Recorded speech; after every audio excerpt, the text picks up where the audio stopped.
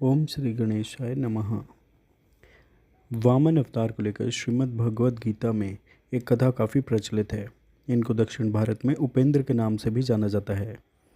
द्वादशी तिथि को मनाए जाने के कारण इसे वामन द्वादशी भी कहते हैं, जिसके अनुसार एक बार देवताओं और दैत्यों के बीच भीषण युद्ध हुआ, जिसमें दैत्य पराजित हुए तथा जीवित दैत्य मृत दैत्यों को लेकर अस्ताचल की ओर चले गए। दैत्यराज बलि इंद्र वज्र से मृत्यु को प्राप्त हो गए। तब दैत्यराज गुरु ने अपनी मृत संजीवनी विद्या से दैत्यराज बलि को जीवित कर दिया, साथ ही अन्य दैत्यों को भी जीवित और स्वस्थ कर दिया। इसके बाद गुरु शुक्राचार्य ने राजा बलि के लिए एक यज्ञ का आयोजन किया और अग्नि से एक दिव्य बाण और कवच प्राप्त किया। भक्त शिरोमणि प्रहलाद के पुत्र विरोचन से महाबाहु बलि का जन्म हुआ। बलि महाबलवान, धर्मज्ञ, सत्य प्रतिज्ञ, जितेंद्रिय, नित्य धर्मपरायण, पवित्र और श्रीहरि के प्रियतम भक्त थे। उन्होंने इंद्र सहित संपूर्ण देवताओं और मरुदगणों को जीतकर तीनों लोकों को अपने अधीन कर लिया था। बलि को अपने बल का बड़ा अभिमान था। दिव्य बाण की प्राप्ति के बाद राजा बलि स्वर्ग लोक पर एक बार फिर आक्रमण करने के लिए चल दिए। असुर सेना को आता देख इंद्र समझ गए कि इस बार देवतागण असुरों का सामना नहीं कर पाएंगे। ऐसे में देवराज इंद्र सभी देवताओं के साथ स्वर्ग छोड़कर चले गए। परिणाम स्वरूप स्वर्ग पर राजा बलि का आधिपत्य स्थापित हो गया और दैत्य गुरु शुक्राचार्य ने राजा बलि के स्वर्ग पर अचल राज के लिए अश्वमेध यज्ञ का आयोजन करवाया। देवराज इंद्र को राजा बलि की इच्छा के बारे में पहले से ही ज्ञात था और यह भी पता था कि यदि राजा बलि का यज्ञ पूरा हो गया तो दैत्यों को स्वर्ग से कोई नहीं निकाल सकता। ऐसे में सभी देवी देवता काफ़ी चिंतित हो गए और श्री हरि भगवान विष्णु के शरण में जा पहुँचे। इंद्रदेव ने अपनी पीड़ा बताते हुए श्रीहरि से सहायता के लिए विनती की। देवताओं को परेशान देख भगवान विष्णु ने सहायता का आश्वासन दिया और कहा कि मैं वामन रूप में देवराज इंद्र की माता अदिति के गर्भ से जन्म लूँगा। महर्षि कश्यप अपने पुत्र इंद्र को राज्य से वंचित देख उनके हित की इच्छा से भगवान विष्णु को प्रसन्न करने के लिए अपनी पत्नी सहित तपस्या करने लगे। उनकी तपस्या से संतुष्ट होकर भगवान विष्णु भगवती लक्ष्मी के साथ प्रकट हो गए एवं उन्होंने महर्षि कश्यप से वरदान मांगने को कहा। तब कश्यप जी बोले, भगवान, दैत्यराज बलि ने तीनों लोकों को बलपूर्वक जीत लिया है। आप मेरे पुत्र होकर देवताओं का हित कीजिए। किसी भी उपाय से बलि को परास्त करके मेरे पुत्र इंद्र को त्रिलोकी का राज्य प्रदान कीजिए। भगवान विष्णु तथास्तु कहने लगे। कश्यप जी के कहने पर माता अदिति पयोव्रत का अनुष्ठान करती हैं, जो कि पुत्र प्राप्ति के लिए होता है। समय पाकर विष्णु जी ने ही कश्यप की धर्मपत्नी अदिति की कोख से ब्रह्मचारी वामन के रूप में भाद्रपद मास के शुक्ल पक्ष की द्वादशी को धरती पर 5वां अवतार लिया। उनके जन्म के पश्चात समस्त देवता एवं महर्षियों ने आकर उनकी स्तुति की। महर्षि कश्यप ऋषियों के साथ उनका उपनयन संस्कार करते हैं।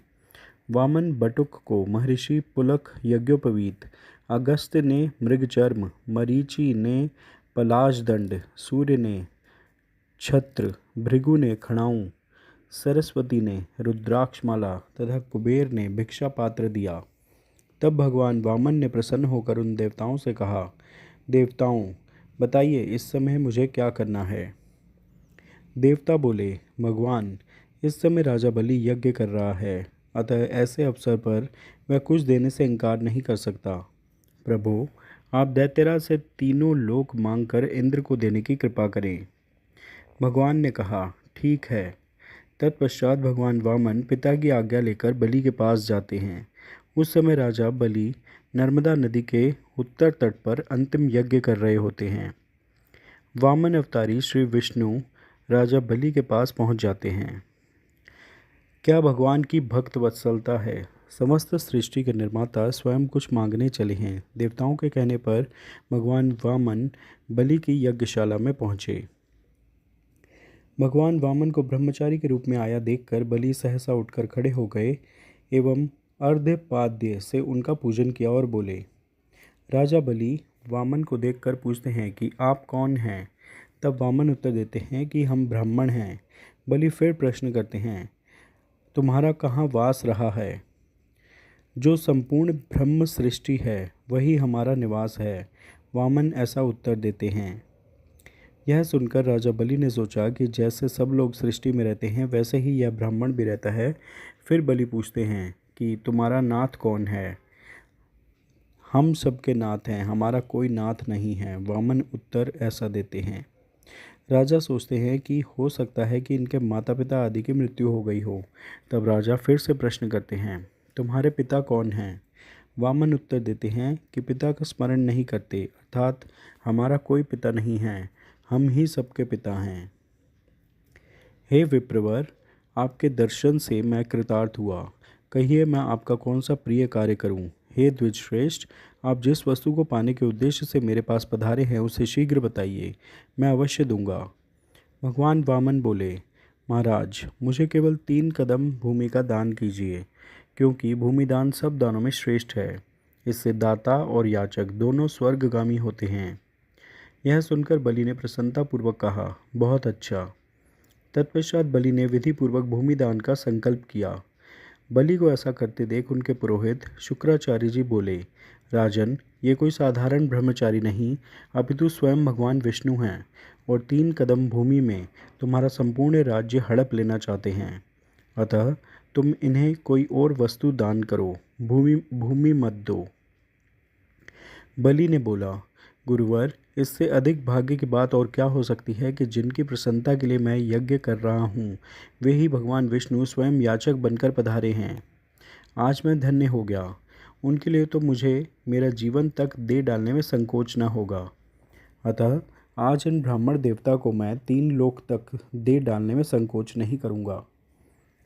ऐसा कहकर बलि ने बड़े प्रेम से ब्राह्मण रूपधारी भगवान विष्णु का पूजन किया एवं हाथ में जल लेकर भूमिदान का संकल्प किया और बोले, हे ब्राह्मण, आज आपको भूमिदान देकर मैं अपने को धन्य मानता हूँ। आप अपनी इच्छा अनुसार इस पृथ्वी को ग्रहण करें।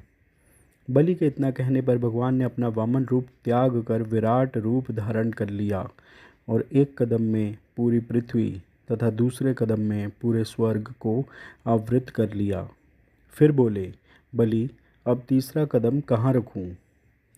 बलि ने बोला, भगवान कृपा करके अपना तीसरा कदम मेरे सिर पर रख दीजिए। बलि की सत्यवादिता से प्रसन्न होकर भगवान बोले, हे बलि, तुम मेरे परम भक्त हो। सावर्णी मनवंतर में तुम इंद्र बनोगे। तब तक विश्वकर्मा के बनाए हुए सुतल लोक में रहो। वहाँ मैं स्वयं तुम्हारे अनुचरों की और भोग सामग्री की भी सब प्रकार के विघ्नों से रक्षा करूँगा। हे वीरबली, तुम वहाँ सदा सर्वदा मुझे अपने पास ही देखोगे। मेरे प्रभाव से तुम्हारा आसुरी भाव नष्ट हो जाएगा। भगवान की आज्ञा पाकर बलि सुतल लोक को चले गए। इस प्रकार भगवान ने बलि से स्वर्ग का राज्य लेकर इंद्र को दे दिया और स्वयं उपेंद्र बनकर सारे जगत पर शासन करने लगे। बलि सहर्ष भगवान की आज्ञा का पालन करते हैं। इससे प्रसन्न होकर विष्णु बलि से वरदान मांगने के लिए कहते हैं।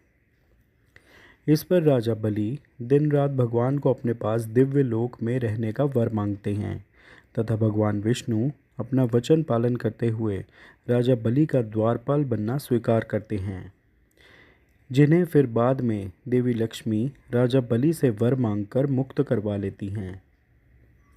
भगवान वामन की कृपा से इंद्र ने तो अपना खोया राज्य पा ही लिया और बलि की सत्य निष्ठा से प्रसन्न होकर भगवान स्वयं उनके द्वारपाल बनने को तैयार हो गए।